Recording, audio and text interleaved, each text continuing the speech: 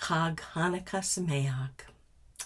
I hope that you're enjoying Hanukkah, and this morning we're going to talk about Hanukkah and what it really means. On Kislev 25 begin the Hanukkah days, 8 of them. When the Greeks entered the temple sanctuary, they contaminated all the oil.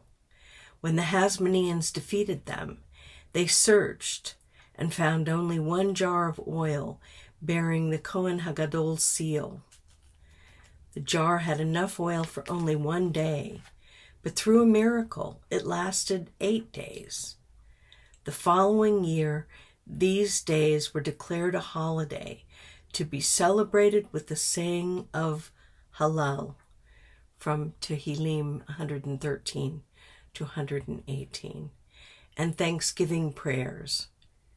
This comes from the Megillat Ta'anit. Great Expectations.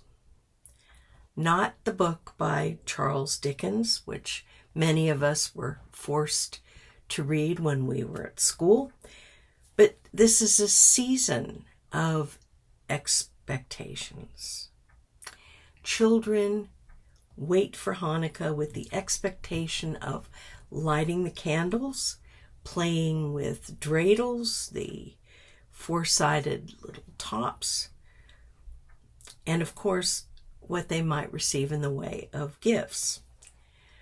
Families expect to gather together and light their Hanukkiot, that's the Hanukkah menorah, sing Hanukkah songs, Hanukkah, O Hanukkah, come light the menorah, and enjoy Hanukkah latkes and sufganiot. Latkes, potato pancakes, sufganiot, donuts. What they have in common, of course, is that they're both cooked in oil. Employees may have the expectations of a possible secular year-end bonus. At no other time of the year are hopes and expectations so high for so many. However, there's a difference between expectation and anticipation. Anticipation involves waiting and wondering. Expectation is based in assurance, confidence, and belief. When I think of anticipation, I can't help but recall a television advert featuring Heinz ketchup.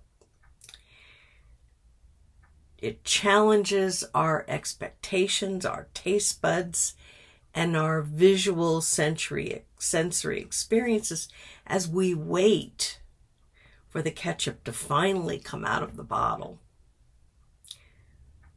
All of us have probably had that experience.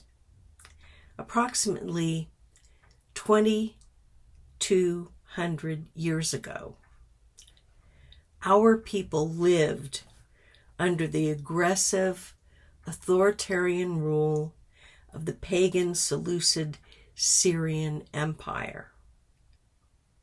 The reigning king was Antiochus, who styled himself Epiphanes, the Exalted One. He hated everything that had to do with Judaism. He hated the Torah, he hated our temple, he hated Shabbat, the holy days, and any practices that had been given to us by God, like the most important sign of the covenant, male circumcision. He wanted us to be like his people, worshiping many deities, being comfortable, even subsumed within a pagan, Hellenized society. Some of our people agreed to bend to his rule, and they adopted Hellenistic practices, but most were uncomfortable with the lifestyle. Still, they did not want to anger Antiochus, so the majority went along, at least publicly, with his demands, while clinging to Judaism in private, as we have done in other places like Spain and Portugal through the centuries. However, when the king ordered everyone to bow to his god Zeus, whose statue was erected in the Mikdash, a statue that had Antiochus' face, and to offer swine on the sacred altar, this was the last straw for those who truly loved and followed Hashem. One family in Modain, which is today a flourishing town between Jerusalem and Tel Aviv, took further steps beyond what others expected. Mattatyahu and Hannah and their 5 sons led an armed revolt against Antiochus. Whatever their hope, could they expect victory against such huge odds unless their expectations came from God? With confidence in Hashem, in their emet and bitachon, their faith and trust, they anticipated victory even when it seemed completely impossible. Perhaps we too struggle with expectations, but perhaps our confidence in God is not as strong as that of Mattatyahu and Hannah and their sons. We wish we could comprehend the nature of God and his plans. We know that his ways are unexpected and even surprising. Our finite minds will never fully grasp the nature of our infinite God. That's something we have to accept. Through our prophet Yeshayahu, God declared, "The poor and homeless are desperate for water, their tongues parched, and no water to be found. But I am there to be found. I am there with them, and I, the God of Israel, will not leave them thirsty. I will open up rivers for them on the barren hills and spout fountains in the valleys. I will turn the baked clay badlands into a cool pond, the waterless waste into splashing creeks. I will plant the red cedar in that treeless wasteland, also acacia, myrtle, and olive.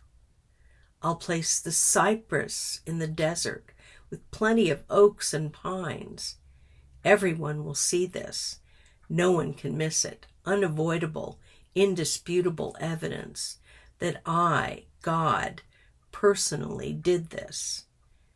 It is created and signed by the Holy One of Israel."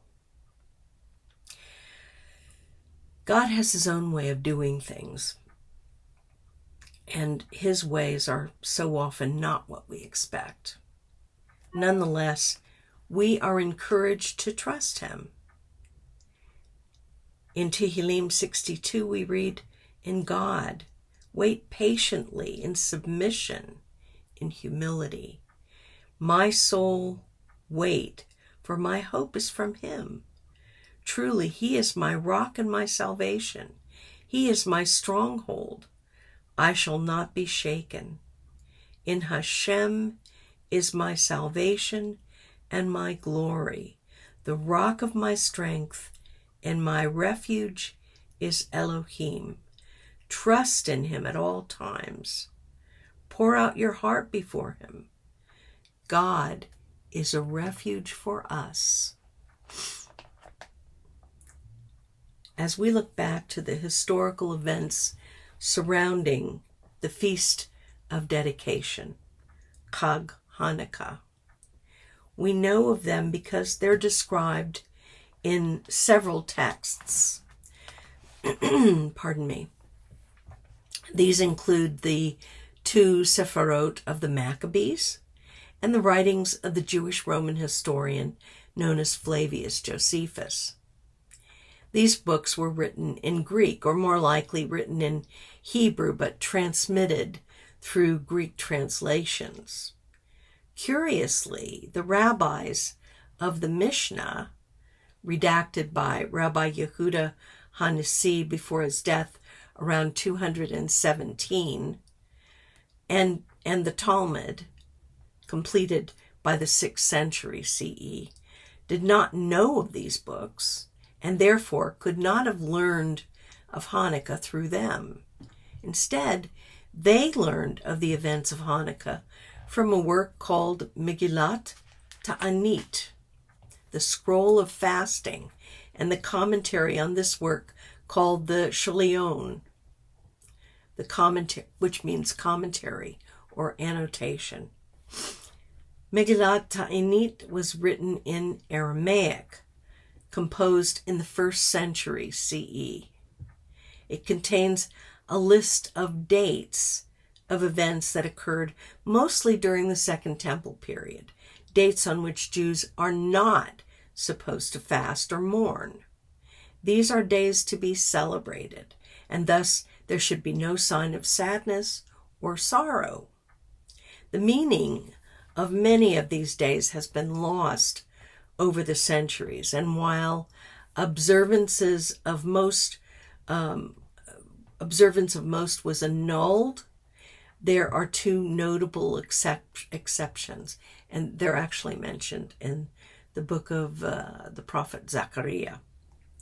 These are holidays that are familiar to us, which are still very much observed throughout the Jewish world, and they are, of course, Hanukkah and Purim.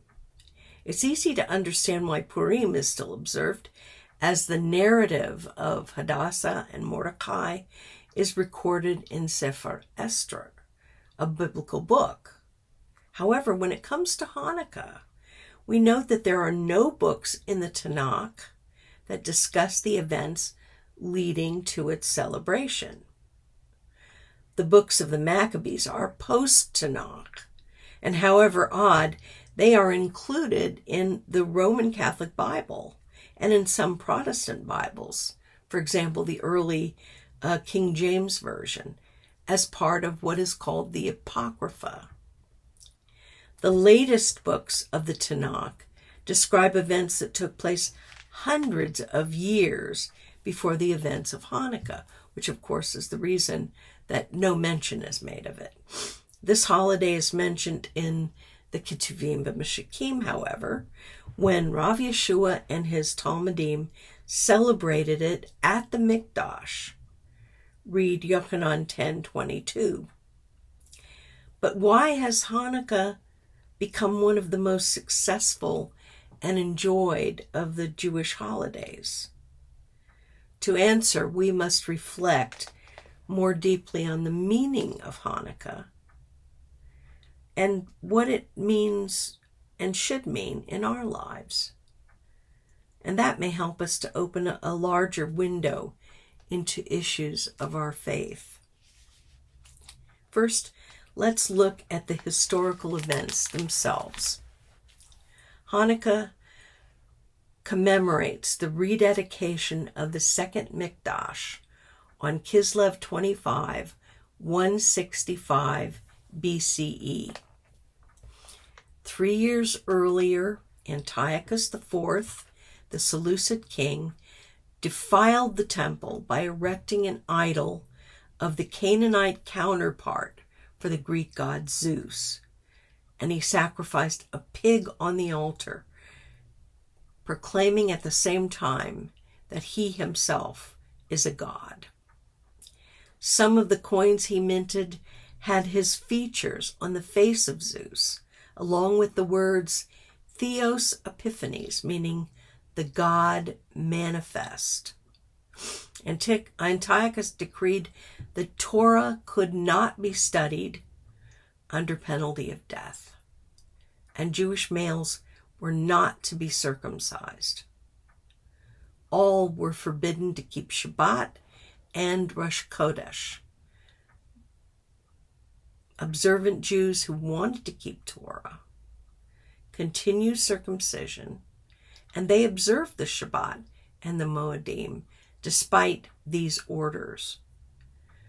But Hellenized Jews wanted very much to assimilate into Greek culture and become Greeks.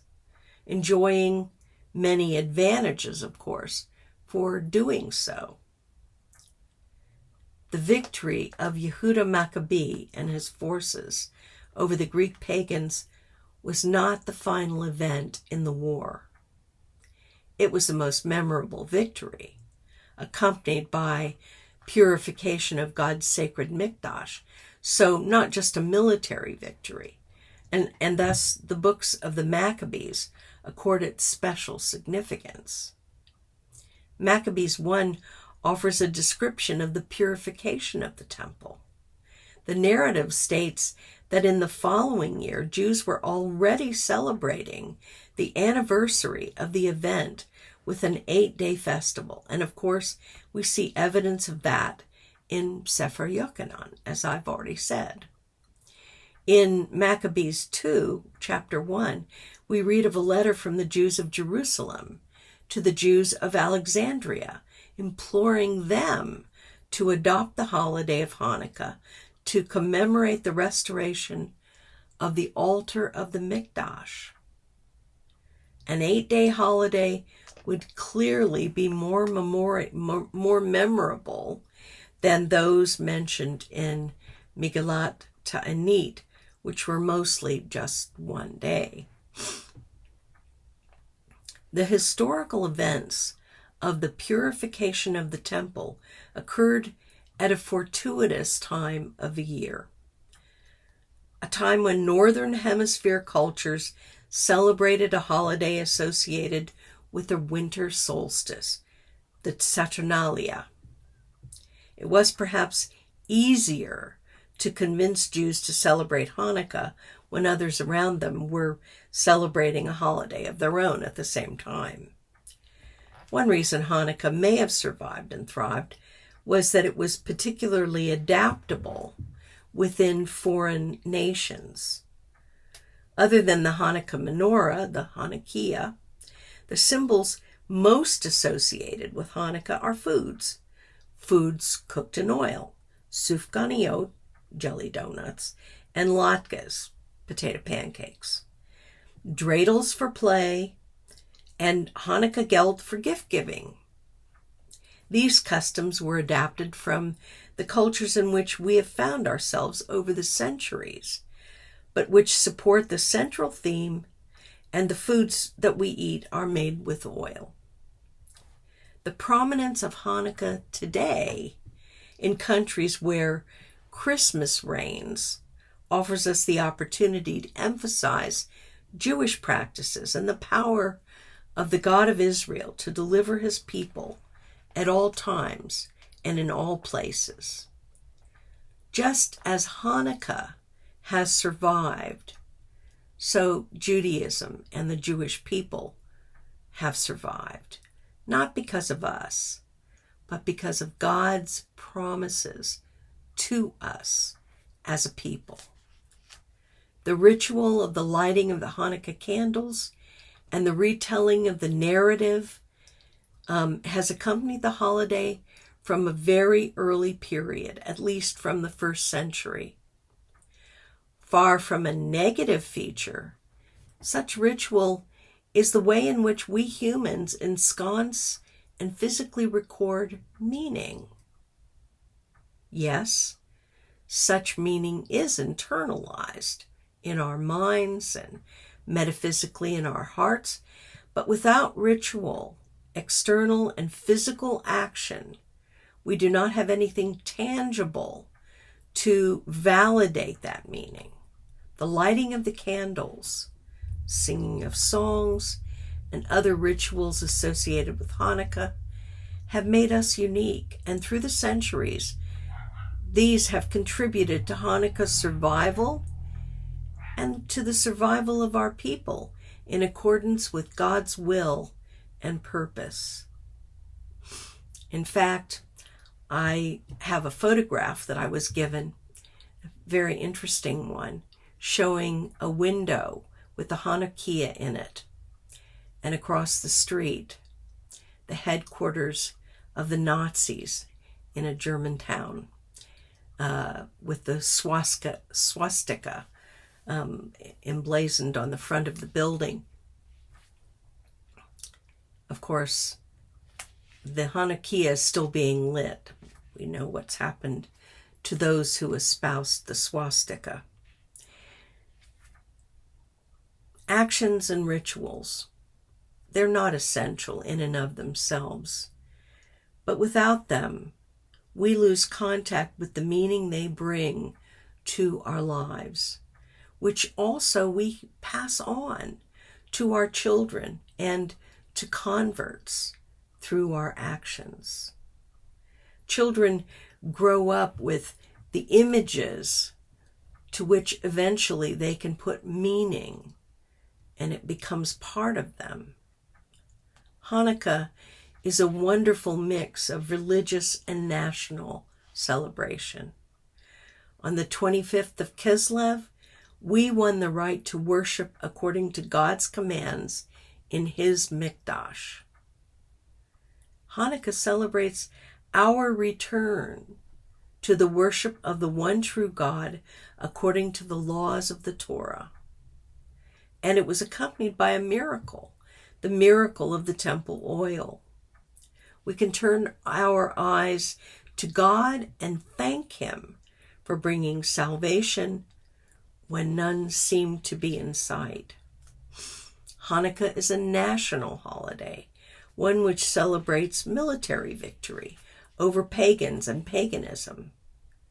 As we state in the Al-Hanissim prayer, which we prayed this morning, we were the few and they were the many. We won our political freedom, and eventually the Hasmonean dynasty was able to establish a quasi-independent state, which was the last Jewish state to be ruled by a king until Mashiach returns. Through the supernatural power of Hashem and the strength of our own hands, we scored a victory over the mighty Greek Empire. And so the story of Hanukkah resonated with early Zionists, as it does with modern Israelis, surrounded by countries sworn to destroy us. In Hanukkah, we find meaning in the restoration and rededication of God's Mikdash as we returned as a nation to worship of the one and only God, the God of Israel. We commemorate the great victory won on the battlefield against a force much more powerful than ourselves.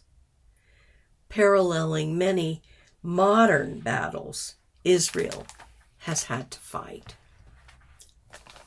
As we retell the story of Hanukkah, light our Hanukkiyot, eat latkes and sufganiot, spin the dreidel, receive gifts, we remember at all times God's love for us, the people he created and continues to sustain for himself.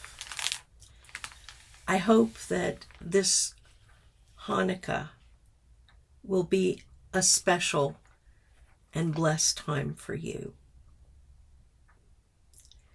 We sing Me'atzur. We sung it this morning. And this song is a reminder. O mighty stronghold of my salvation, to praise you is a delight. Restore my house of prayer, and there we will bring a thanksgiving offering.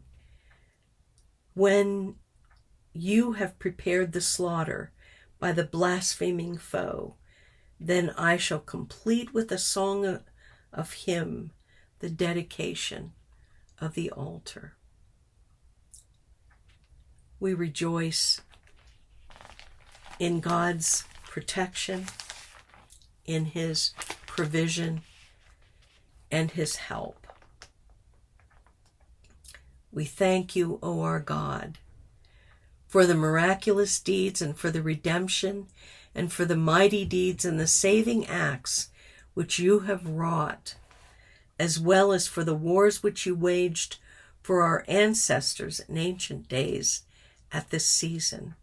In the days of the Hasmonean Mattatyahu, son of Yochanan the Kohen Hagadol, and his sons, when the iniquitous Greco-Syrian kingdom rose up against your people Israel, to make them forget your Torah, and to turn them away from the ordinances of your will, then you in your abundant mercy rose up for them in the time of their trouble, pled their cause, executed judgment, avenged their wrong, and delivered the strong into the hands of the weak, the many into the hands of the few, the impure into the hands of the pure, the wicked into the hands of the righteous, and insolent ones into the hands of those occupied with your Torah.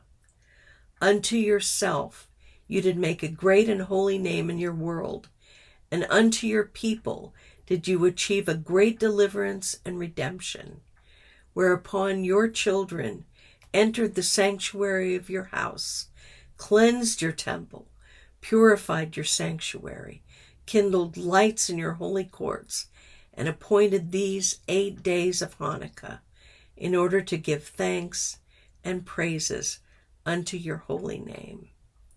Translated from Al Hanisim Prayer.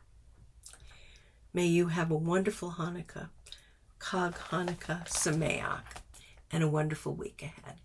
God bless and keep you.